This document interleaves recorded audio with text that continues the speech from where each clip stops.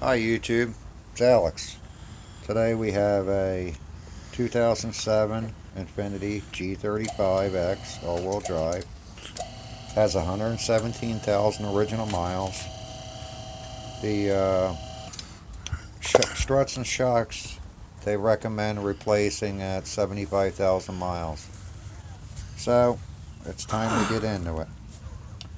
Right here I have my quick check 5,000 pound rating lift system. I've used it 3-4 times already.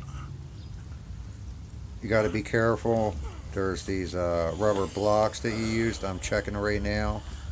There's two different sizes that they give you. I'm using the larger size, making sure they're roughly around the jack point setups and the pinch weld. There's a smaller set. I don't use that often. I guess that's if you have a extremely lowered vehicle. But I find the unit lowers down pretty quick on its own. So I lift it up a hair, go around, make sure everything looks good.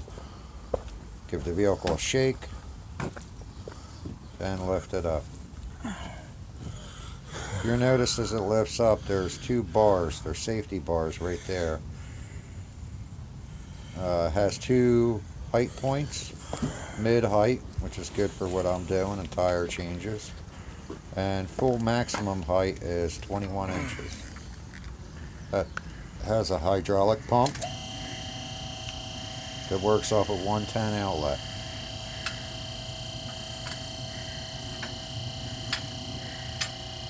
It's all pretty straightforward stuff.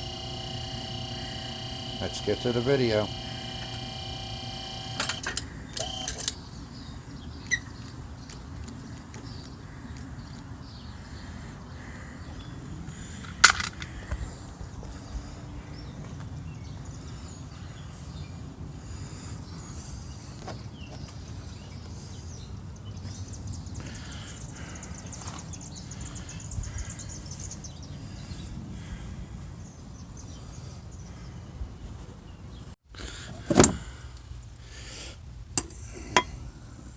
Oh, the top just lays in there now? The top gets bolted up in there. Oh, okay. They didn't fight you? Nah, there's two studs here that get unbolted. Oh, okay. And you got to unbolt this, a 17 millimeter, right there. And there's a weld at 19 right here. So that's it. One of the original struts, one of the original shocks out.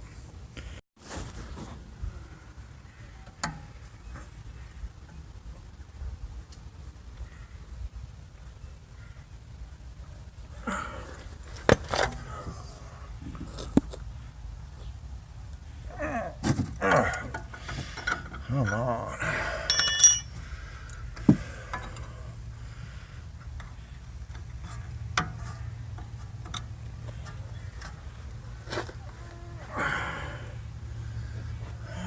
Got my convenient cheater.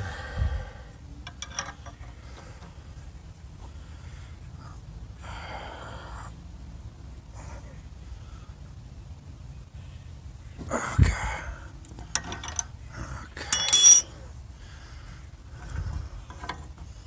I learned that should undo this one first before you unbolt the top. It's a lot easier by doing that. Keeps this stationary. Otherwise, the last time I made a mistake, I removed the 12 millimeter bolts at the top of the shock tower, the top of the shock. It was a pain in the ass. Over here that welded 19 millimeter. I had to put that adjustable on there to hold it in place while I cranked this. So it's pretty rough.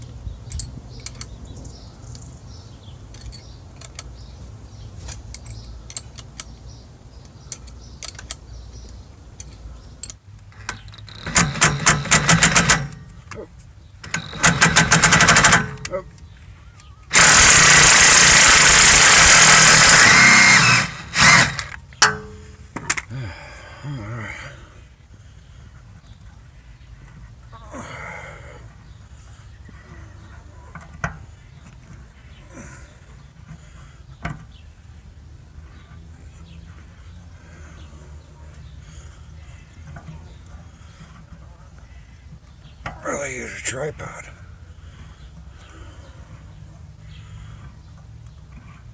I can leave that in place for now.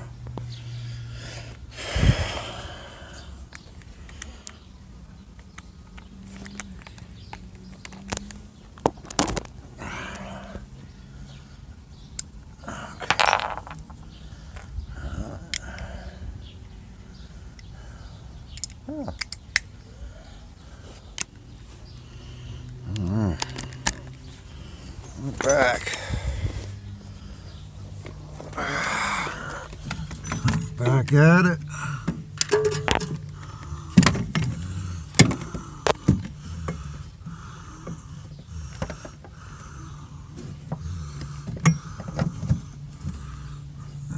Got it. There we go. That's one. Oh. Don't you hate when that happens?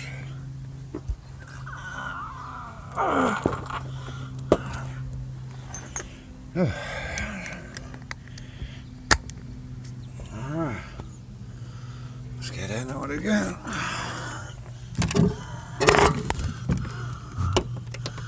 This is as real as it gets. There we go.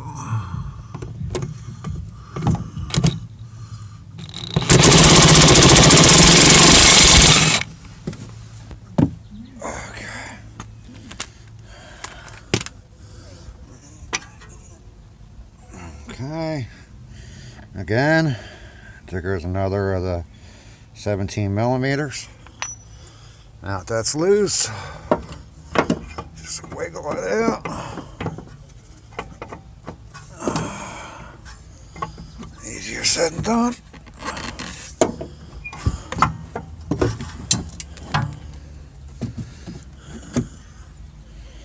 Got another shock out. Alright, there we go. It's original Nissan equipment, never been replaced. Hopefully I got a boot up in there somewhere. Yeah, the boot's still intact. Right there's a 14 millimeter nut. Now it's got that squared off top. You can hold that with a pair of pliers or a vise.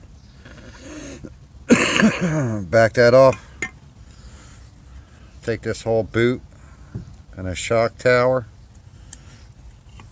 Pop all this off. Replace it with a new one, and you're done. Also, you have to reuse this. It's in pretty good shape. All in all, shock's not so good though. Let's see.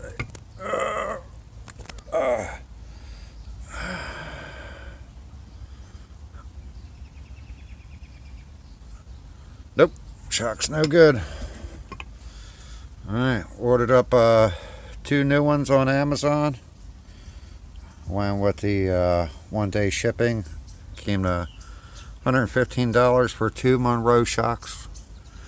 Hopefully they're good. I've heard complaints about the KYBs being a little harsh. So I'm going to try the Monroes. They asked what kind of ride I'm looking for. Being a more mature guy, I'm going with a softer ride. Some rough roads here in the Northeast. A lot of bumps, potholes, you name it. So that's what we're going with. What I ended up doing is, you can see over here, I jacked up that end. I got a jack stand holding the compression up. I got the jack and 2x6 over here holding this end up. Right now my other jack stand's occupied. What that does is 2 things. Keeps the spring intact so we don't have to worry about that. It helps also by jacking this up. It helps get the shock down. So I don't have to worry about fighting it too much. and it'll help bolt it back in. So there you have it. Now this quick jack, it's very nice, but see these little caster wheels? They're great in a shop, but I gotta roll them around the grass and dirt and everything. They're not so hot. So what I'm thinking about doing is, right here I want to put a little PVC in there, an axle with a wheel, and go from there. You know, maybe a quick pin release axle might be nice. Give it a try. Or I don't know, any thoughts or suggestions, let me know, because these ain't gonna work, that's for sure. All they do is help me dig up my lawn. They're kind of heavy. I guess they're about, I don't know, 70 pounds a section, something like that. 65, 70 pounds. I can't tell you, I never weighed them or checked the specs on the shipping weight. There goes the pump. You plug that in. There's two umbilical cables to plug in the other side. Get connected to this hose. Then you plug in a 110 outlet into it. Simple up and down. There's your safety lock. It runs off of hydraulic fluid and air assistance. You put 50 pounds of air in there. You got to bleed out the hydraulic fluid. And all these hoses here, all the umbilical hoses, they have a pretty neat quick connect that keeps all the fluid in there. That's how, once you move it and you get it in place, you could be set up and running within a couple minutes. You know, literally, if I had a garage and they were set off to the sides, you could honestly have this thing up in the air in under 2 minutes. So it's not the world I live in right now, so I got to do a little schlepping across the lawn. But hopefully one day, once I get, you know, some off-road wheels in here, hopefully I could get something that's easy. I could quick connect in and out, or let's see, I don't really have a, yeah.